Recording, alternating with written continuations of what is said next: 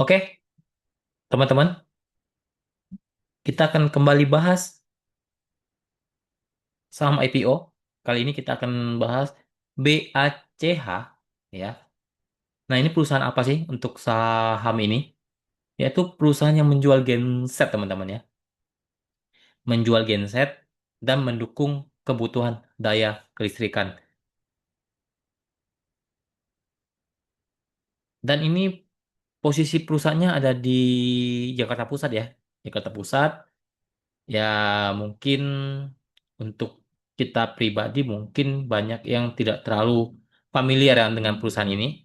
Oke, kita lanjutkan untuk analisa selanjutnya untuk saham BACH.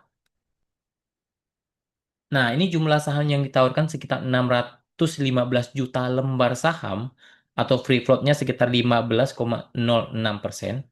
Harga penawaran di 400 sampai 500. Dana diperoleh 246 M sampai 307 M. Penawaran umum sama di 1 Juli sampai 3 Juli. Penjatahannya tanggal 3 Juli. Listing di bursa tanggal 3 Juli. Masuk papan pengembangan dengan underwater AO atau RDK Elite Sekuritas. Nah, nanti kita akan bedah juga valuasi dan kinerja dari underwater AO. Lanjut. Oke, dana yang dipakai ya. Dana yang akan digunakan setelah IPO ya sekitar 91 miliar itu digunakan untuk pembayaran sebagian utang kepada Bank Permata. Ya, kalau mau lihat rinciannya itu bisa di prospektusnya ya, tinggal dibuka saja teman-teman. Lalu sisanya 213 miliar digunakan sebagai mona kerja, yaitu dalam pembelian genset untuk dijual maupun disewakan. Jadi ya, dari penggunaan dana tidak terlalu buruk ya, karena untuk modal kerjanya lebih besar daripada pembayaran utangnya ya. Oke, lanjut. Nah, untuk valuasi, perkiraan valuasi untuk saham BACH kalau di harga 400 dan 500 ya. Maaf, ini kita 500 ya teman-teman. Ini maksudnya 500 ya. BV-nya itu sekitar 131 ya, 131 itu harga wajarnya dengan harga yang ditawarkan itu di 400 sampai 500 ya. PVV-nya berapa sih? Kalau di 400 dia sekitar 3, kalau di 500 sekitar 3,80. Jadi PVV-nya masih di bawah 5, masih oke lah ya untuk PVV-nya. PER-nya kalau di 400 di 10 kali, kalau di 500 sekitar 13 kali. Jadi dari segi PER itu normal, tidak bilang murah, tapi juga tidak bisa dikatakan terlalu mahal. Jadi, menurut saya kesimpulan untuk valuasi saham BACH ini masih di kategori standar atau normal, tidak mahal, tidak murah ya untuk BACH-nya. Lanjut untuk kinerja sekuritas AO dari 2003 sampai 2024 ya 2025 setahu saya tidak ada yang dikawal ya dari AO ya.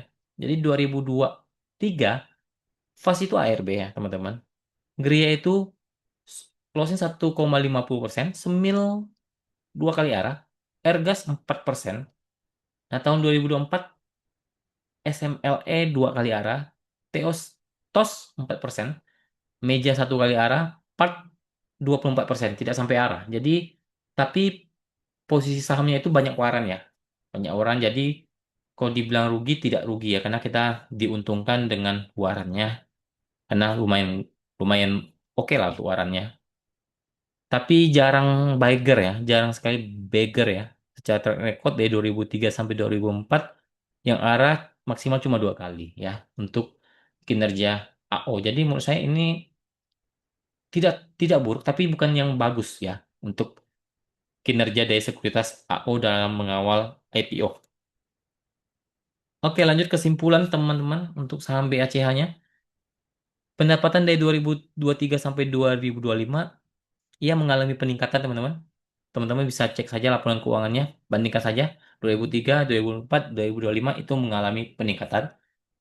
Underwaternya AO, sekuritas yang bisa dikatakan performanya terbilang standar saja atau jarang bugger ya teman-teman, karena ya secara kita lihat track recordnya 2 kali arah aja, jadi ekspektasi kita jangan terlalu berlebihan untuk saham BACH-nya. Valuasi tergolong normal saja, bukan yang mahal, bukan yang murah. Ya standar saja lah. Perusahaan bergerak di bidang penjualan genset dan mendukung kebutuhan daya kelistrikan. Kesimpulannya, saya coba masuk ya untuk saham BACH karena sahamnya cukup oke dengan valuasi yang tidak tergolong mahal dan UE-nya tergolong tidak terlalu buruk, tapi bukan yang kategori bagus ya. Artinya tidak terlalu buruk, dia jarang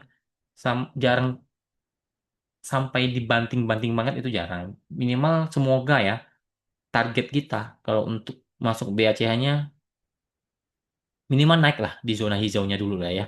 Ya, ya kalau bagus-bagus arah, tapi kalau nggak bisa arah ya teman-teman boleh jualan. Ya semoga saat dia listing dia masuk di zona hijau tidak langsung dibanting ke merah. Jadi BACH-nya seperti itu untuk kesimpulannya. Boleh diikuti, boleh tidak. Ini bersifat disclaimer teman-teman. Jadi teman-teman boleh jadikan ini referensi tapi bukan keputusan yang mutlak deh teman-teman. Jadi harus dianalisa ulang ataupun boleh dibandingkan dengan referensi yang lain teman-teman. Untuk saham BACH-nya, semoga ini bermanfaat. Jangan lupa like sama subscribe ya teman-teman.